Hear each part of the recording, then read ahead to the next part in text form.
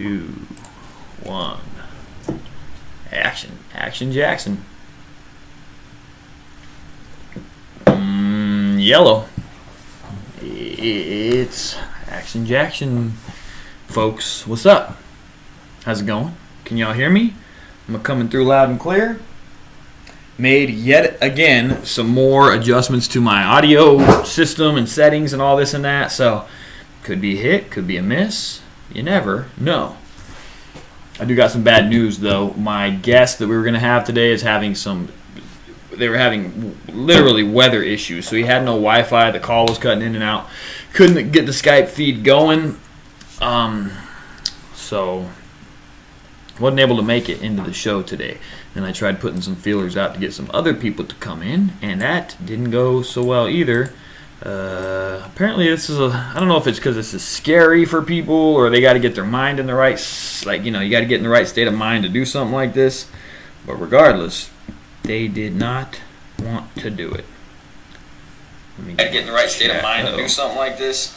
But regardless, they did not. Oh, you know what it is? I feel like this is.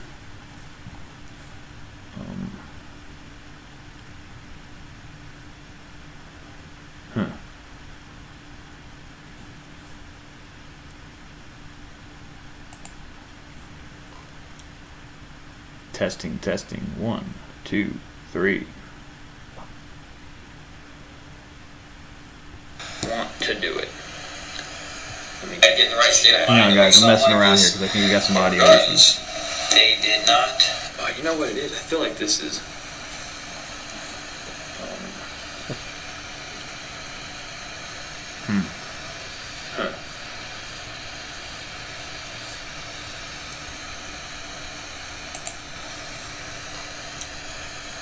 Testing, testing. 1, 2, 3. Well, this ain't good. Definitely not good. Want to do it. Get in the right state of mind. Messing around here. Okay. Anyway, hey guys, how's it going, man? You hear me okay? It's probably, I thought that I had this worked out, but it's actually not looking so good. Thought I had it, but maybe I don't, because it shouldn't. Bear with me one more second. God damn it. Dude, come on. Okay, yeah, I think you should be hearing me through the proper mic. I don't know. We'll see. What's up, everybody? You guys hearing me? Let me know in the chat if you're hearing me, if the things are sounding okay. We'll get this thing off and rolling. We got about a minute left. Let me know in the chat.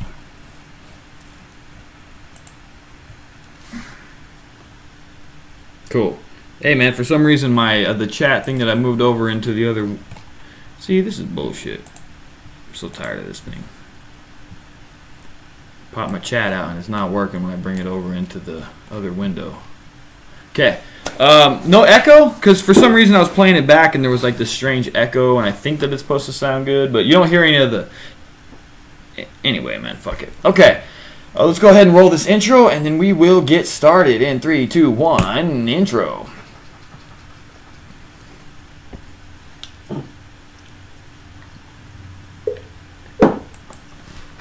What's going on, Print Fam? It's your boy Cam, and welcome to another episode of the Print Life live video podcast, where we talk screen printing news, screen printing business, and just anything related to screen printing or just business in general. Thank you for tuning in and being here yet again, hanging out with me and the rest of the fam. I had plans to kind of double down on the concept of websites and SEO and have a chat with a gentleman named Doc. But I guess it's, where is he at? Colorado. They have like some terrible weather shit going on, and because of that, we couldn't get the Skype call to come through. He was basically just disconnecting. Even his cell phone wasn't working good.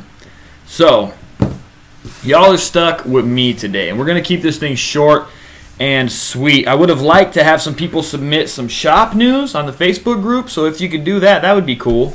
But other than that, we're just going to keep this as a real quick Q&A. With some news. I guess I'll give a little bit of my own news. If you guys can give some shop news, we would be good to go. Other than that, it's cool. Yeah, I think that the storms, brother, are so crazy, Jason, that like even we're even having like Wi-Fi issues here. So this thing may even cut in and out. I don't know.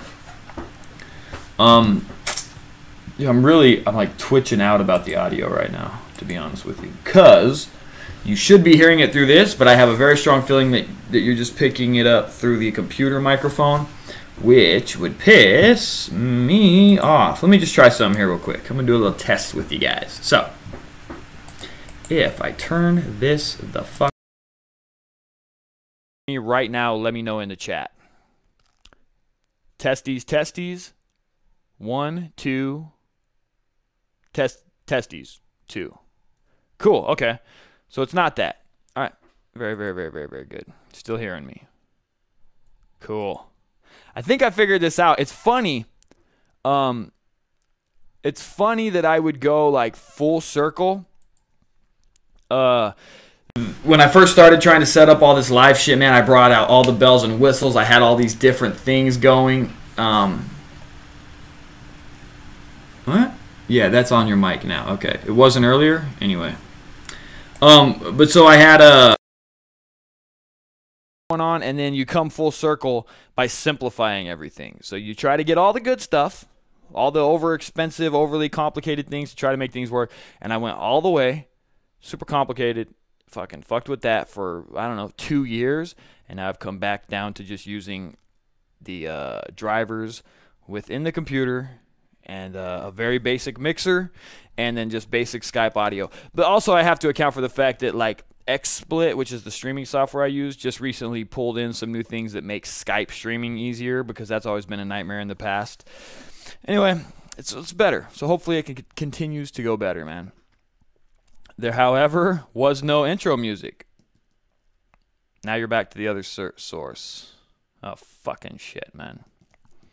Now it should be good now. Now it should just be this. Can you hear that click? Should be good. It's another thing with live streaming, guys. You like can't preview it. You just can't preview it, even no matter how bad you want to. What's new with you guys? Let me know in the chat. What's happening with you? What do you got going on in the shops? What do you got going on in your shop? Give me some shop news right here in the chat, and I will I'll report on it.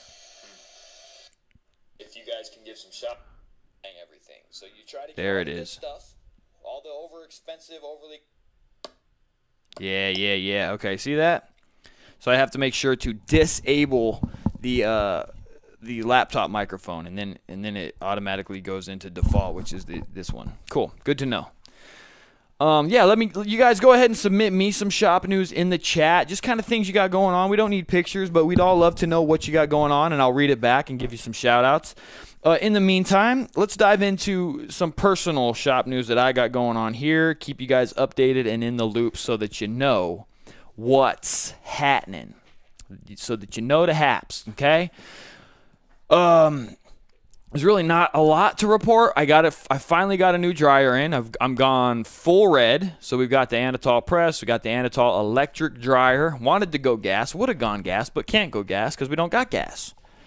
So the electric dryer is here. It's 3-phase, and their dryers use ceramic elements. So my understanding, comparing ceramic to like infrared panels or quartz bulbs, infrared quartz bulbs, is that ceramic, although it takes a little longer to heat up, it's got a more consistent heat distribution. So I'm excited about that. However, it does not have forced air.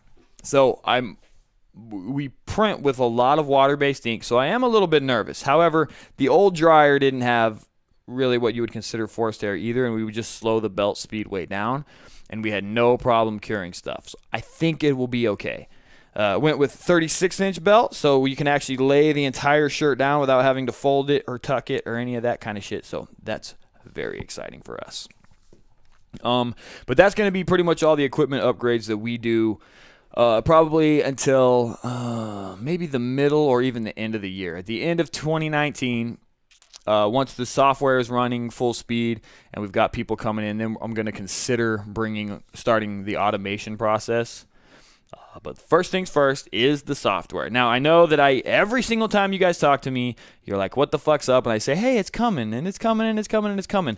but it never seems to come. And it probably will. It's going to be a little bit longer until it's finished, but it's looking good, man. I'm using it on monumentlimited.com currently.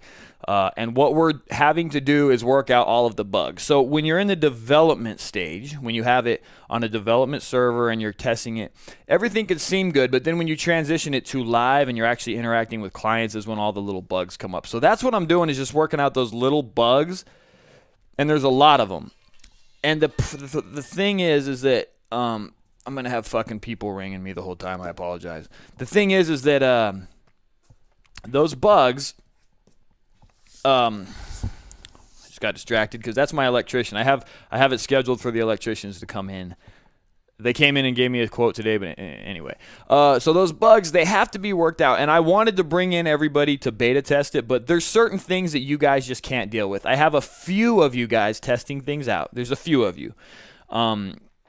But ultimately, in my personal opinion, the software has too many bugs to where it's usable. So it's going to take another couple of weeks to just get those little things lined out, and then I'm going to start bringing you guys in slowly. A couple a week. I'll get a few more of you in every single week, and then you'll be able to start testing.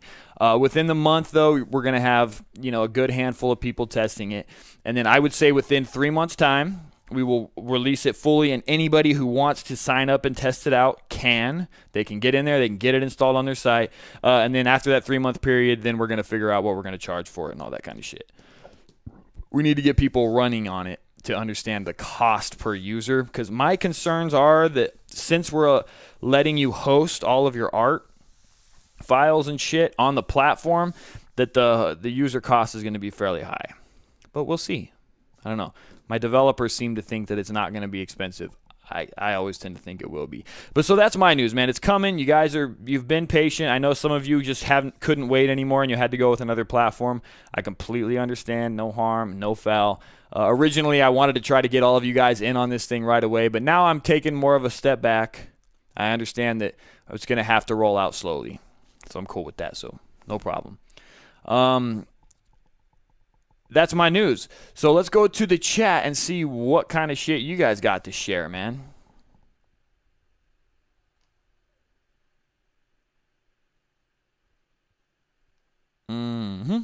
Good.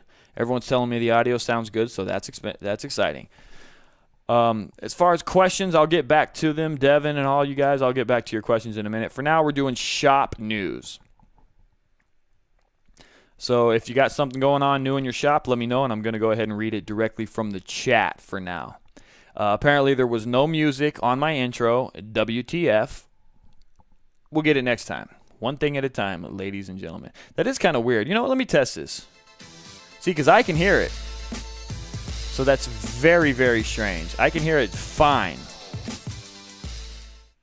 Nothing, huh? You didn't hear that right there? Let me know in the chat if you heard that intro. Because I could hear it. Absolute. It was there. Good. Okay. Very strange. Yeah, so anyway, I'm going to get back here and see if there's any new shop stuff. Where did you guys get your toll-free number for business? Okay, I'm going to do a Q&A and shop news. I'm just going to work my way down the chat and just do it that way. This one's going to be really loose. And again, I apologize for not having a guest, man. I wanted one. We were all set up. Just wasn't going to work out. And I reached out to other guests that were like further down on the calendar list. Most of them didn't get back to me. I think it's scary. I think for me, I know that if I didn't do this stuff a lot, I think I would be a little bit nervous coming on a show too. So I get it. But we just weren't able to make it happen this time. But thank you guys for looking forward to it and coming in and hanging out and all that stuff. This thing was supposed to tell me how many live viewers we have, but it doesn't. Anyway, I'm starting at the top here. We're going to get started, babies.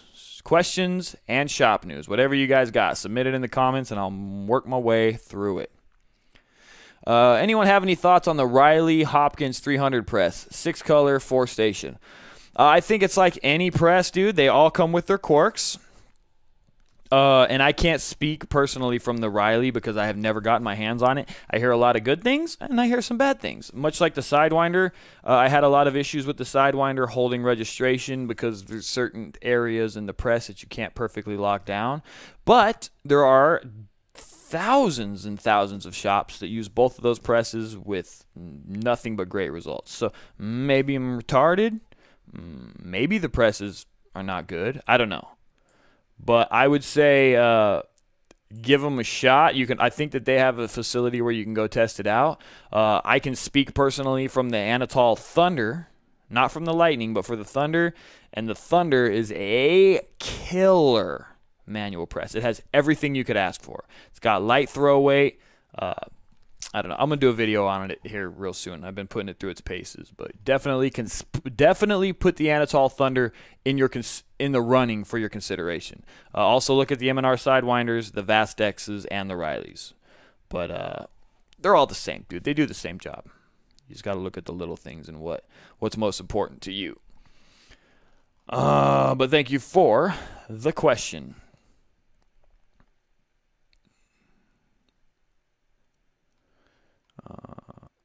The hiss isn't on here at all. Good, thank you.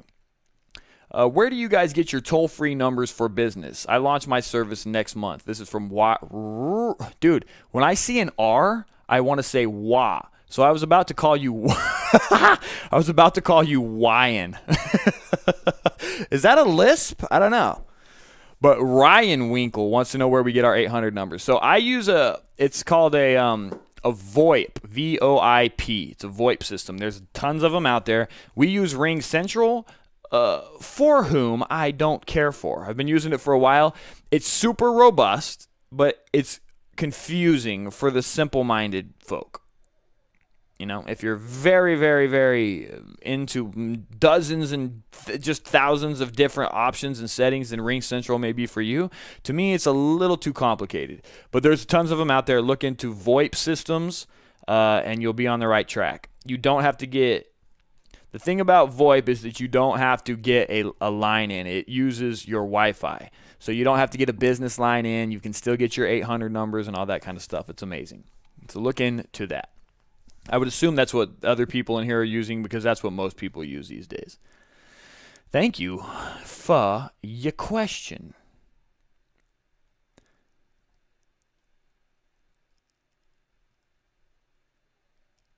The recording you're playing sounds janked, but you sound good. That's fucking bullshit. That's fucking bullshit, bro. I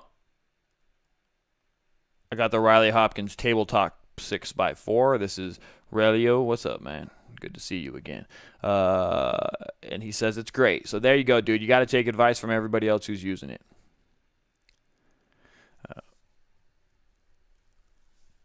So we've got some people chiming in about the storms out there in Colorado. Yeah, it was bad. I couldn't even talk to him on his cell phone.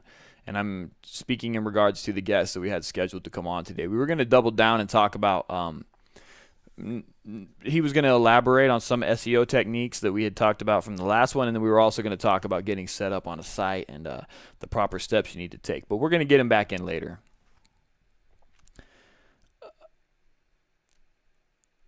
It's all good in the hood. God damn it, bro. Sometimes I hate cycling through these questions because I want to read them out loud and I half read them. Okay, so here you go. Devin Mendoza just got $9K in equipment. Got the Riley Hopkins floor, 6x4, press, mixing system, exposure. You're not going to have any problems with it. It'll be just as good as anything else, man. Definitely. You know, I think with Riley, and the reason that I hesitate endorsing them is just simply because they don't need it. You know what I mean? They've kind of blanketed the market, and anybody who's getting introduced into screen printing at this point is going to get hit with Riley Hopkins first, even before M&R, which is crazy because M&R used to kind of have that mantle, but it does seem like Riley and now Rock are taking that position. So I just I just avoid endorsing them. If they were cutting checks, I'd probably endorse them much more freely, but because they're not, I just hesitate on it. But they are not the only. I think the point that I want to state with everybody included in this is that they're not the only manufacturer. There's a lot of other great presses out there, and keep that in mind too. You know. Who else we got in here, baby? SEO Palmer. There's Doc. So here's Doc. It was Denver, yeah. So he was going to be our guest today. We were going to talk about website stuff, but it's just not working for him. He's watching it through his iPhone. So that sucks, man. Okay, this is an interesting one. I wanted to talk about this. I was going to make a video on it, but maybe this is a good time to talk about the blue Chinese auto-on flash. Now, when I first did that video, I bought that thing pretty much solely because I just wanted to test an auto-off-on feature within the shop to see if it's something that I needed. I had no intention of using it long-term. It was $500. I shit $500. Right? $500 comes and goes like drinking a cup of water. So I wasn't worried about it. But what ended up happening is it almost went viral in a way. And I was just, again, testing it out because I wanted to see if I liked the auto off-on feature on a manual press, which I loved. Now, because of those videos, because that first video came out, a lot of people, I told everyone like, hey, I'm going to put this thing through its paces and then I'll do a follow-up video. Well, I got basically harassed by motherfuckers have you done the review on it? What's your decision? Blah, blah, blah, blah, blah, blah, blah. And I got hit with it so many times that I gave in and I did a premature follow-up video. Again, premature. And ultimately, I don't remember even if the video, if I was talking about it in a good light or a bad light. I don't remember. I haven't watched that video in so long I can't even remember. But I do know that the follow-up video was done prematurely. Shortly after that video was put out, we started seeing some issues with the press, mainly just in our press, and it's probably because of the way I wired it up. Not an electrician. I may have used the wrong plugs. I don't know, but it tends to overheat if you have to run it for anything over 8 seconds. So if you're trying to do anything, actually, it just overheats when you use it for too long. Now, again, because it wasn't that big of a deal to me, I never did a follow-up with the manufacturer to see if that was exclusive to mine only, if they could send me a new part or if there was a new part available. I don't know. My unit overheats. When you use it for a certain amount of time, it overheats, it shuts down. You got to let it cool for 15 minutes. You can turn it back on, and it runs again until it overheats. Now, does that make it a bad unit? No, it doesn't. If it can be fixed, maybe it's just the timer controller. Maybe that thing is faulty. Maybe it's got some kind of relay in there that's faulty. Didn't look into it. Therefore, mine's a piece of shit. But that does not say that the blue flash is a piece of shit. Here's my opinion on that thing. $500. If you had to put another $200 into it for a temperature controller, you would now be at the cost of a lot of the other Vastecs and the BBCs and all those other things, and you would have the auto off-on feature, which would be a huge selling point if those overheating issues are fixable. Again, I have not looked into it. I am going to do a video someday. I'm not saying when, maybe tomorrow, maybe a year from now, when I'm going to reach out to the manufacturer to give them the problem and see if they have a solution for it, at which time I'll give you my final answer. As of right now, ours doesn't work. Not on a production level. Maybe yours is, which is fucking awesome, which just says that mine is, the issues I have is isolated to that one. I could get a new part, get it fixed up, and then it would be a huge value. Absolutely humongous. So, I feel like I want to harp on that for a little bit, man, because the thing, it just... it got out of control. You make these videos. It's funny what you do when you're trying to create content. Sometimes you're just making content. Or sometimes you're just testing things out and you put it in a video and it turns into something completely fucking different, which is what has happened to me, especially with that flash thing. It's happened with the pull-push squeegee. It's happened with like pretty much any of the videos that have gone kind of like hyper-viral, like the liquid taping and all these kind of things. People think that because you make these videos and you give it out as an option that you have a firm stance on this being either the thing or not the thing. Which, dude, I'm fluid, baby. I change my mind all the time. I love liquid taping shit, but recently, I like having it liquid taped, but I hate the application of having to put it on new screens, especially when you need those screens right away. So sometimes liquid tape is frustrating me. And also, if you don't have a really good screen reclaimer, liquid tape can be messy as shit. So I have my qualms with it as well, even though I still love it. See what I'm saying? So there's pros and cons to everything. If just because I make a video on something doesn't necessarily mean I'm firmly planted on that. And you should not take what I say in a video as like firm gospel. And I feel like I almost need to put a disclaimer at the beginning of every video is that I'm saying this right now, but it doesn't mean I'm going to agree with it tomorrow. I feel like I need to do something like that. Anyway, beyond the point, man, I feel like that blue flash is awesome. I think I have a defective one. That's what I think. I also do think there's just a possibility that I didn't use the correct plug and wire gauge, which is why it's overheating. That's also a very, very good possibility. But, dude, I'm glad that yours is working. Anyway, moving on. I love it when I harp on stuff. Let me get back here. So Devin has ordered, not only did he order all the Riley stuff, but he got the flash, the belt driver, the exposure unit, the mixing system, separation studio, the whole thing. Yeah, dude, that's what's happening with Riley. And I think for $9K all in, if that's all you had to pay to get all of that shit, that's a pretty good value. And I could see why they are very enticing to a lot of people. If they're giving you all of that stuff for $9 or $10K, that's hard to beat. That's hard to beat. Because I know if you wanted to get set up with the Anatol Thunder and you wanted a comparable flash, they also don't have all that other little shit. So I could see why people would be kind of enticed to go the Riley Hopkins route. But again, man, I can't endorse them. Not fully, not wholeheartedly. They got all the fucking marketing they need. They don't need some little old person like me to be endorsing them as well. But I do know that they're good stuff. I'm looking for a new press for a garage hobby printing. This is from Gary Mitchell. Current press is pretty awful, and he's given up on it. That's where he's at. Look into the Anatol Thunder. Look into the M&R Sidewinder. Look into Riley Hopkins. Look into Vastex. I feel like Vastex has got some good entry-level stuff. So does Anatol. So does M&R. Just got a new dryer, Vastex Little Red. Yeah, the Vastex dryers are sick, dude.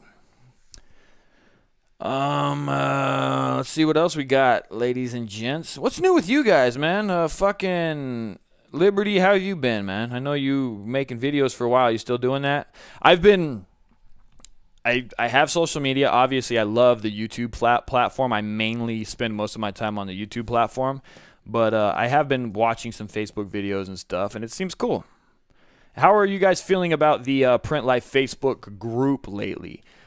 There was...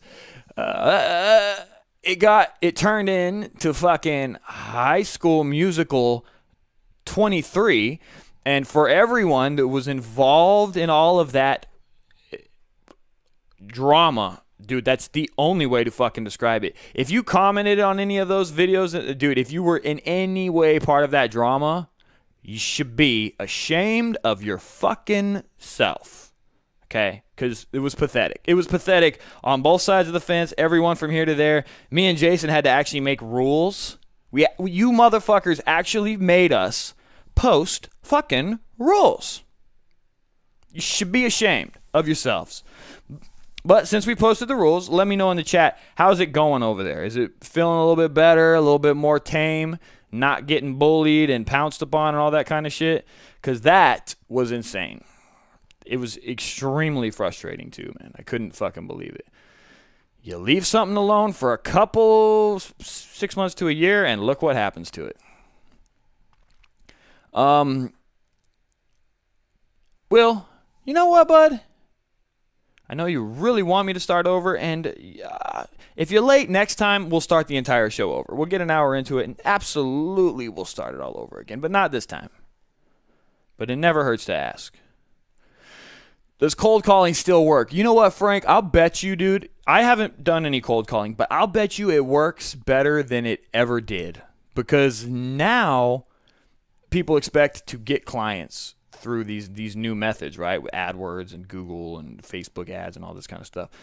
I would wager, and I actually have a lot of, once the whole software thing is done and just out of my goddamn way for the most part, or at least in a good place, I do plan to make a lot of videos on that stuff and start doing cold call testing and even cold call door-to-door, stuff like that, and do videos on it and shit like that, because I believe that is actually the new marketing future. I'll bet you it would work better today than it did pre-internet, because it would be fresh, right? No one's doing it anymore, so I do think so.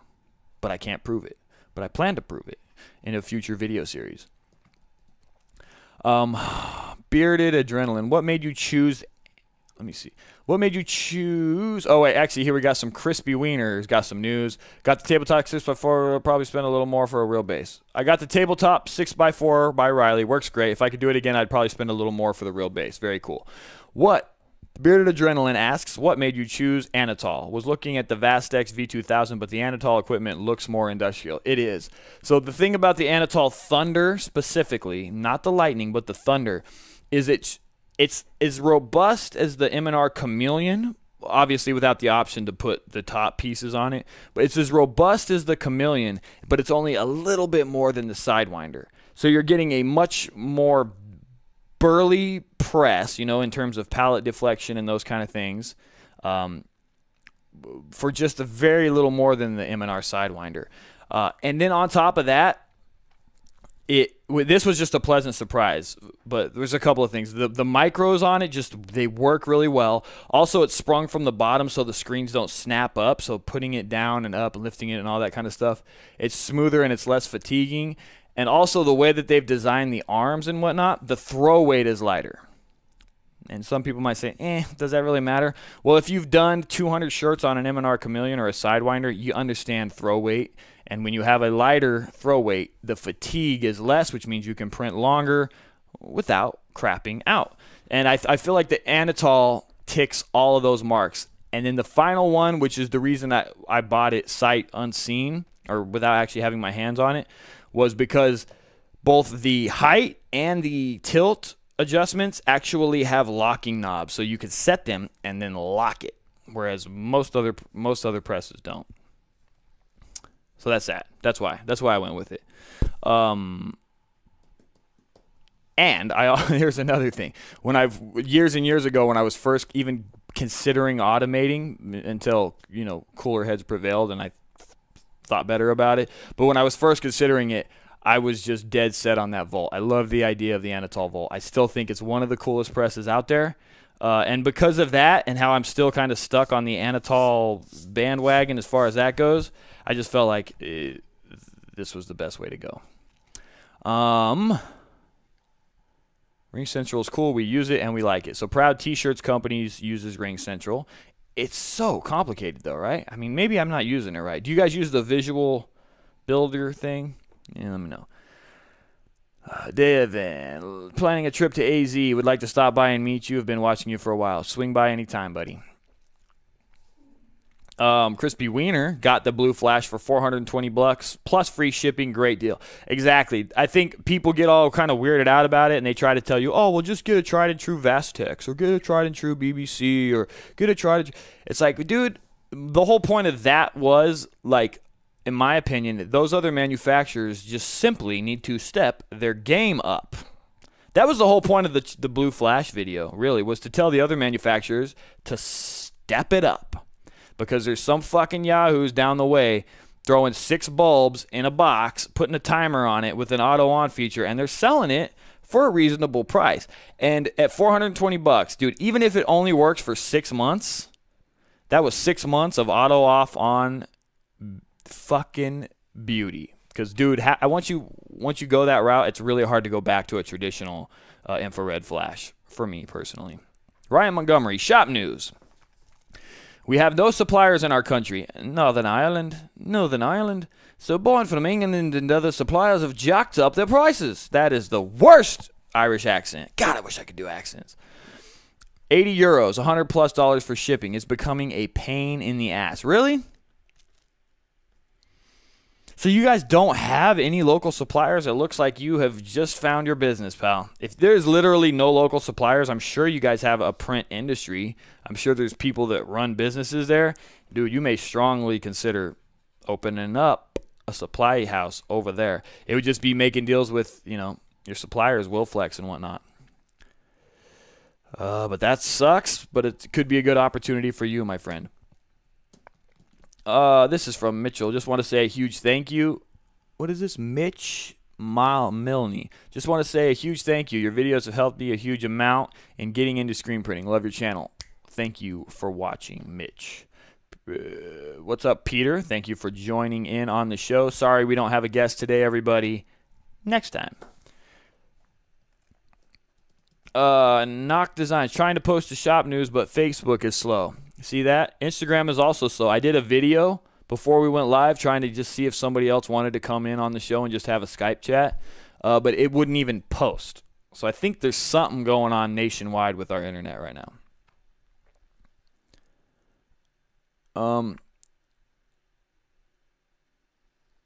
Hello. Okay, Yusuf. Hello, I'm asking about water-based ink. I'm using it, but it's always very hard. So what can I mix with it? Water? But it doesn't really work. Like, even though that stuff gets hard and you put water in it, I feel like they have chemically created wetting agents that kind of seem like water, but it's just not the same as water. The only company that is my understanding that really truly utilizes like water is Permaset Aqua, as far as I know. Could be wrong, but it's like just adding water to it is a tricky thing. I think you need to get like a water-based wetting agent or something.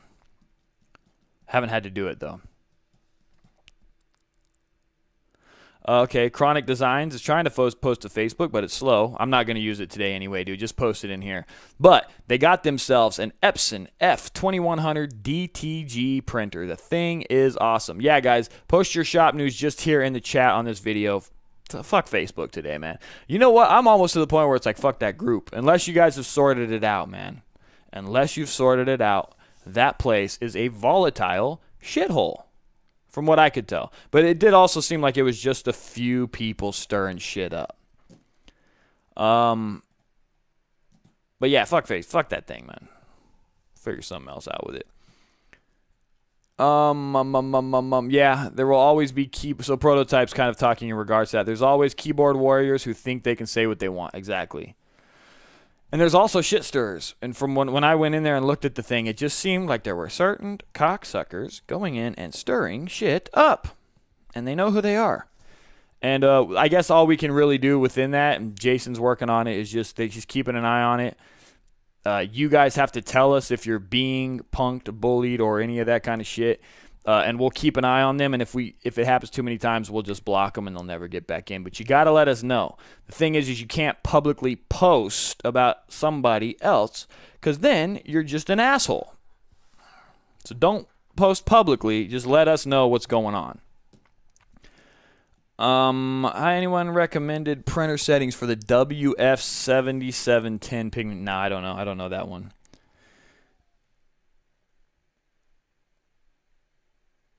Hoodie, 18th. I have a broken elbow, but good news. It's healing, and he wanted to know where he could start on making his own clothing brand. Design. When it comes to clothing brands, dude, it's all about the design. Don't start printing your own shit. You know, there's other people out there that can do that for you. Just get your design game on point. Then you start creating some products and seeing if you can sell them. If you find that you can actually sell them, then you may consider bringing printing in-house to increase your profit margins. Good luck with that. I mean, you're stepping into a whole other world of shit, but that's when you consider it. You know what I mean? Unless that's going to be your whole market. Like if you're marketing hand-printed goods, then it may be a different story. That was kind of my game plan in the beginning. Didn't work out. Ended up becoming a printer. Peter, this is back to the Facebook group. It's like when you leave the kids to look after themselves. That's exactly right, dude. It's exactly what happened. I didn't even know. I didn't know that there were like new mascots within the group, and there's new people that like people are listening to over there. That place is a shithole. But there's still good people in there, so I'm not downplaying it. It just frustrates me that it went the way it did. It's still a great group, a lot of great people. It's frustrating that it would go down like that. You know what I mean? The fact that we had to write rules is crazy. What else we got in here, guys? It was accent wasn't great, but I gave it a shot. As long as you commit. Accents are tough. I can do them when I'm not trying, but then the second I try to for other people, it all goes to shit.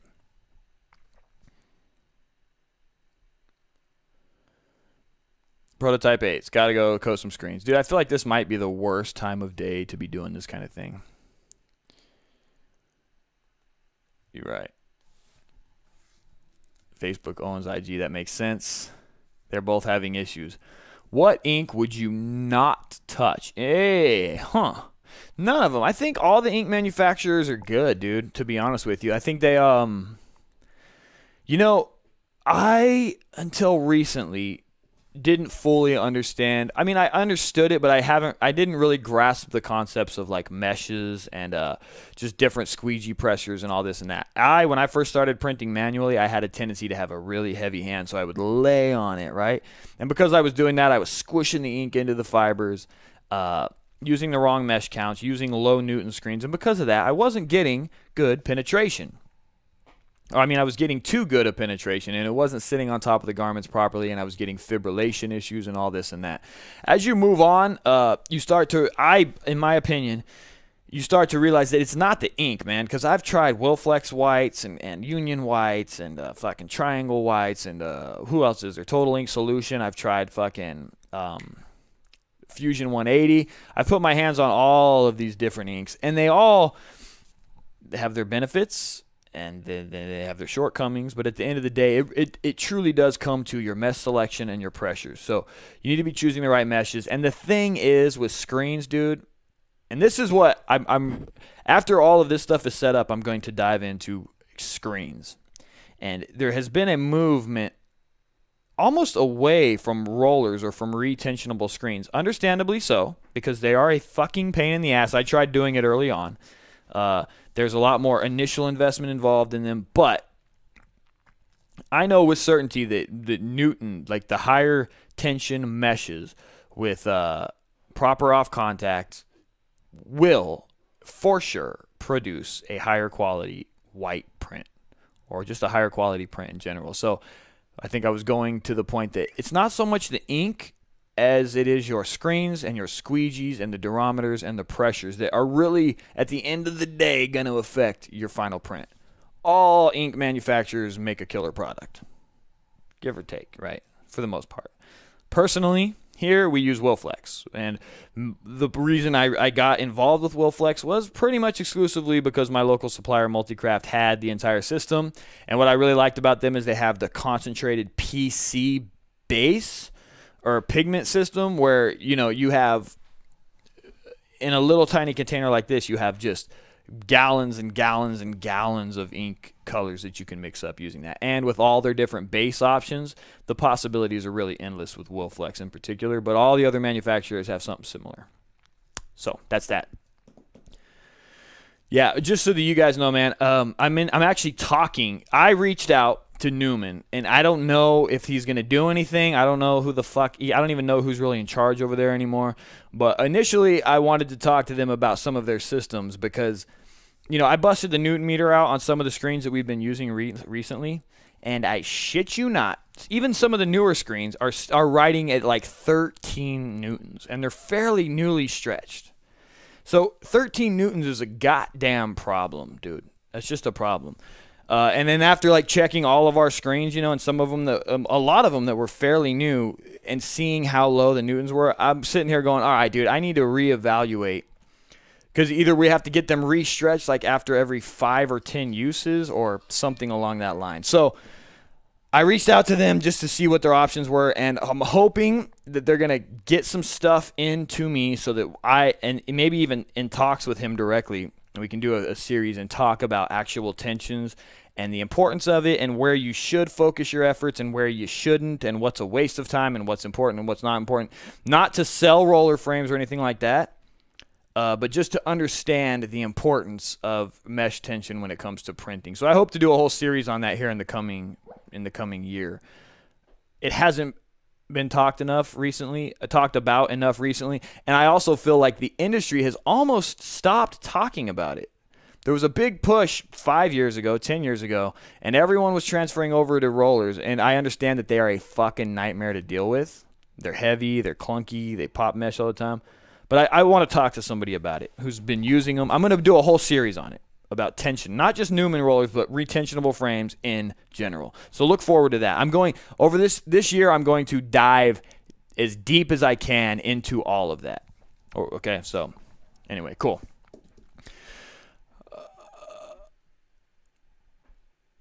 What do we got here?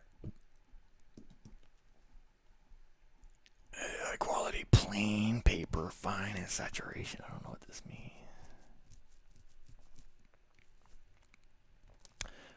Avant-Garde, Ulyss. Hello, I'm a really big fan of the channel. Learned a lot. Thanks for that. Tell me, what are the top 3 printers that you recommend for printing films? Greeting from Bosnia Republic of... I think it's Epson, man. I feel like Epson is just the most universally accepted. You know, it's going to work with whatever rip you go with. Just stick with Epson. I've heard, but I can't speak from experience, that other people are utilizing all these different Canons, dude. There's so many model numbers. Just go with the most recent Epson wide format, and you'll be good to go. Best tips for exposing screens for first timers. Just like I think for me, in my opinion, the most important part when you're first starting screens is just getting your films right. So you're hacking and cobbling all this bullshit together that kind of works but not really. But in my opinion, you're going to have the easiest time if you put the most of your resources into a film output, which means a good printer with a rip. That will change the game for you. If you don't want to invest in that stuff, I would highly recommend finding a third-party service online that you can send the artwork to, and they'll print the films for you. That will change the way you go about making screens. You're going to pay, man. I think a lot of the times in the early days, people cobble shit together. I know because I did it too. And it was always trying to save $5 here, $10 there. The problem is when you're in that category where you're trying to save $5 and $10 here, there, you like never get anywhere. And the process, the growth is so goddamn slow because you're just not getting the right tools for the jobs. Whereas, like, you'll see people that learn rapidly and they like almost progress. This is something I'm guilty of not doing, but the people that learn rapidly and progress rapidly are the ones that get the right tools from the beginning, and they fucking, you know, they have exponential growth compared to people that try cobbling shit together and never having the right tools for the job, and you're struggling with this and that and the other thing. So just speaking from my experience, because I'm a person that's done what you're talking about, get the right things for the job. Start with the right film printer and all that kind of stuff. Get new screens, you know, buy screens. Don't try to make your own screens. I tried doing that. That was a huge waste of time and energy. An exposure unit is cool, but you can use the sun with a plate of glass, and you can get incredible results. The sun is an amazing exposure unit. So, yeah, the film. I'm going to circle back around. Final answer. Get good film outputs, either through a third party or you invest your money in that first. Cool. What is this?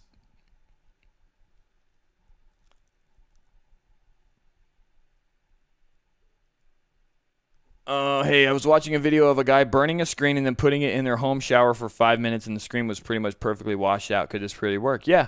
The washout is not the problem, Ryan. The problem is how you're exposing it. The guy that's washing it out in the shower probably has a really good film output. And he coated the screens well, and I don't know if he's using the sun or if he has a homemade exposure unit, but the washout is not the hard part. It should never be the hard part. If you're having a hard time washing your image out of your screen, it's probably because you're pre-exposing them before actually putting the film on it, or your films are shit or something of that nature. The washout is always easy. It always should be easy. So if you're having a hard time washing it out, you need to look at your other steps in the process.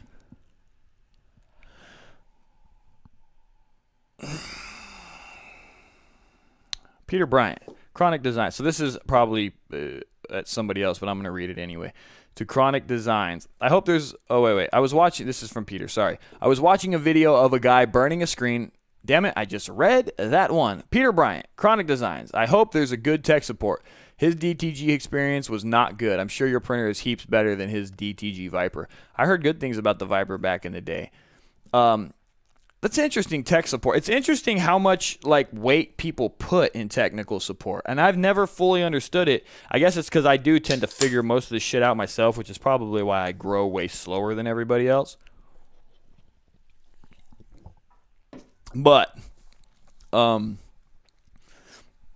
like with printers and shit, man, I just get in there and tear them apart and fix them. And then the hardest part is sometimes finding places that you can replace parts with and shit like that, right? But it is interesting that people put so much weight in tech support. Maybe it's because I've never been there. Like I could see if your automatic broke down and you needed, or if your DTG broke down that day and you needed the resources to get it back up and running that day, I could see how it would be important. So yeah, I guess it does make sense. It depends on what you're working with, huh?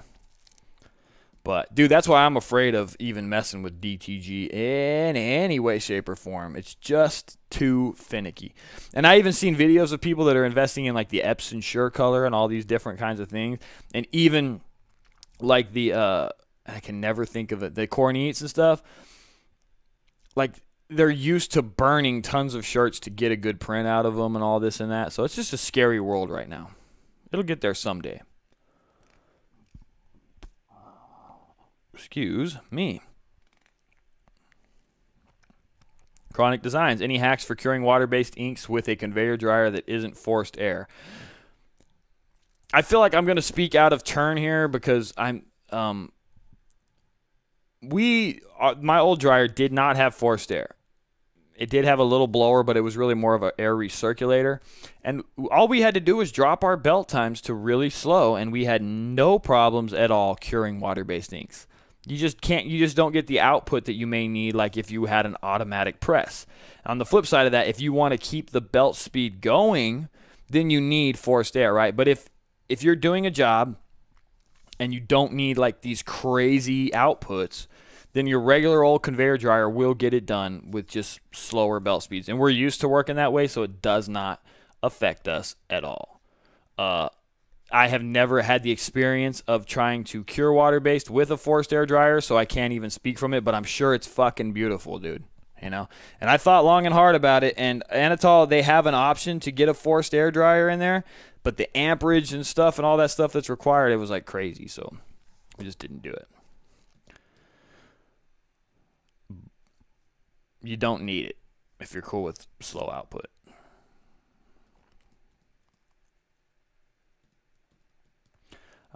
Maybe, so some of these things, it's like,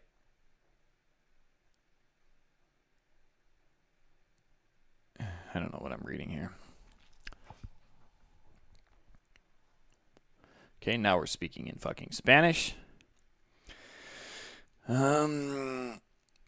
Is it Peter Bryant? Is it good start for printers no matter how much experience? Print Life is a good start for printers no matter how much experience they have. Oh, yeah, that's true. It is. You should just watch the YouTube channel. Watch all the videos. Watch them again and again and again and again and again and again and again. Because when you do that, you know, YouTube thinks they're more important and they show them to more people. This is interesting. How much would you say in order to start a clothing brand roughly? Probably more than you have.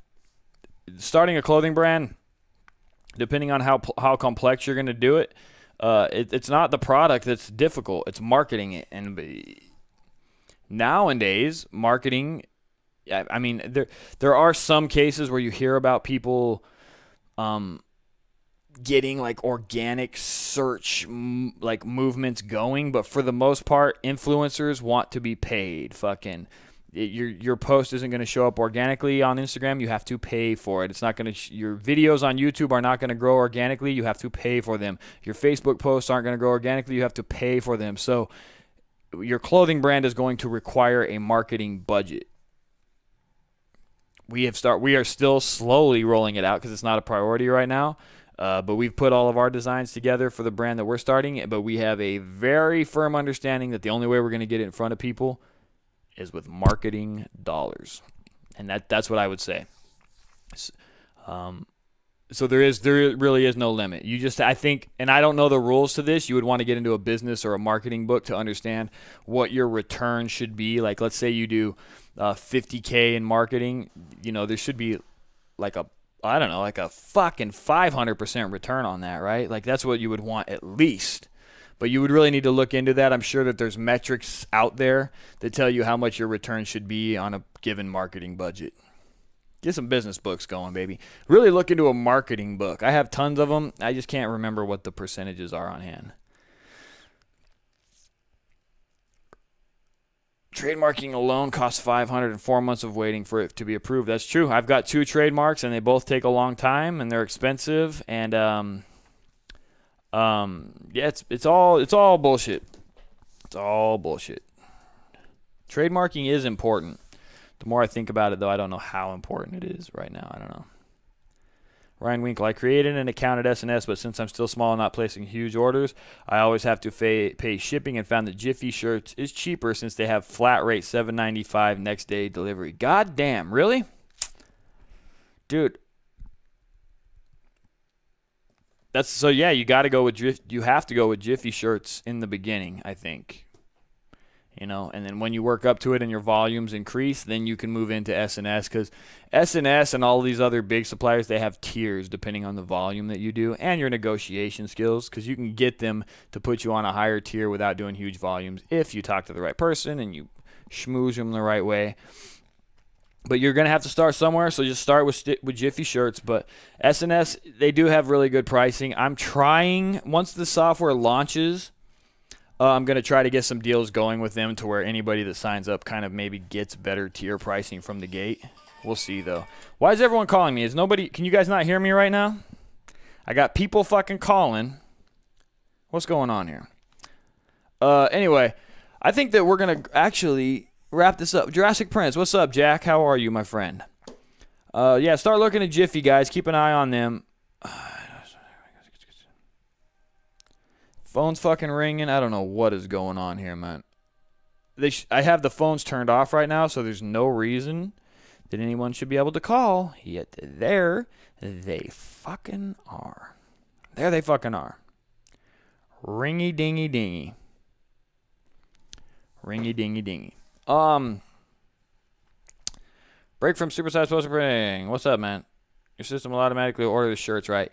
It does if you use S&S. Yes. So if you use S&S and you're on terms with them, the clients enter their quantities in, and then it goes into the order queue. And then once you hit the free shipping cutoff, which is $200 in total products, and then it automatically orders them. So it's like an either or situation. It goes into an order queue, and then every day at 3 p.m., it checks to see if you've hit your $200 in free shipping. If it does, it places the order. If not, it pushes it to the next day so that you're always getting free shipping. And yeah, it's cool, man. It works really well. We've been using it forever here at Monument, and it's a goddamn lifesaver.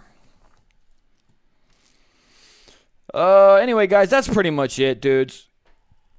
Here we go. One more. Last one. This is the last question of the day. Let's see what we got here. This is from Mitch Milne. Can you give a quick guide on what shirts to buy to print on? There's so many to choose from.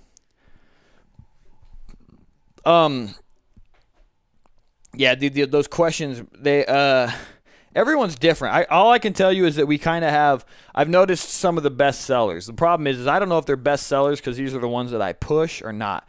But the next level, 3600 and the Bella 3001 are best sellers. I'm noticing the American Apparel, their entire lineup is starting to take off, and more people are ordering them and all this kind of stuff. So American Apparel seems to be a really good place to start. And then you just can't go wrong with Gildan.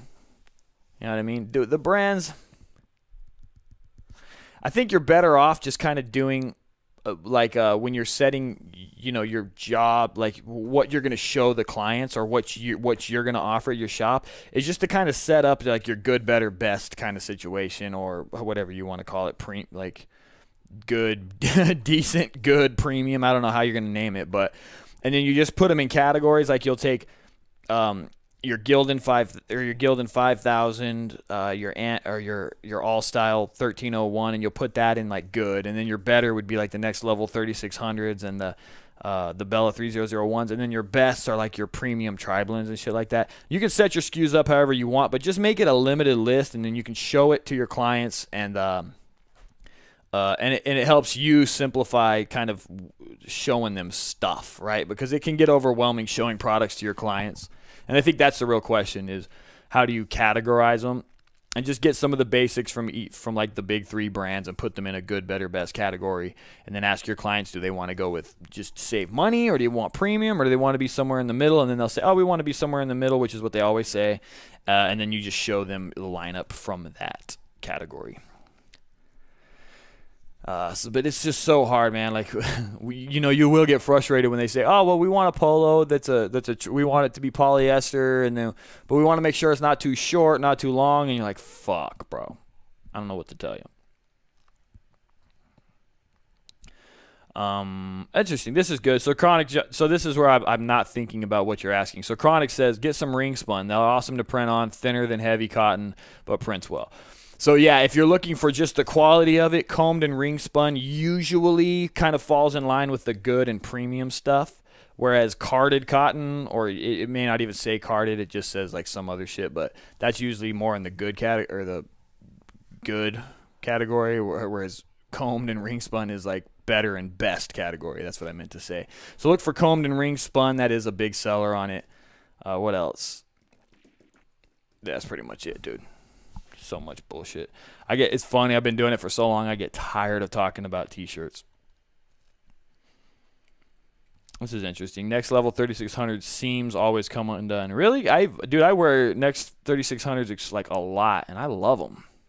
They fit my lanky ass. So that's why I tend to go for the 3600, because they don't look thin on me, but for a lot of people they are like kind of like too fitted. But yeah, combed and ring spun. It's not just ring spun. If you want combed ring spun, that tends to be like the premium cotton. Anyway, guys, I think that's good enough for me, man. We kind of did a short Q&A today. Thank you so much for hanging out with me on the Print Life Live video podcast. We've been going a little bit earlier than normal. Hopefully it works for all of you guys. I mean, it's cool to try to get as many live viewers in here as we can, but it just seems like we're always back to those same fucking 70 viewer kind of number thing, which is a little frustrating. Doesn't matter what we do, that seems to be kind of our live number. So we got to figure out how I'm going to market this to a bigger audience. But anyway, thank you guys so much for tuning in. Make sure to like, share, and subscribe to the YouTube channel if you're not already. But also make sure to comment on all the videos. Drop in something. If you don't got nothing to say, just drop in and say Print Fam was here or some shit like that. And that is it. Thank you guys. We'll see you next Wednesday with our next guest. Got a bunch of good ones lined up. So make sure to tune in, be here, or be square. Peace out.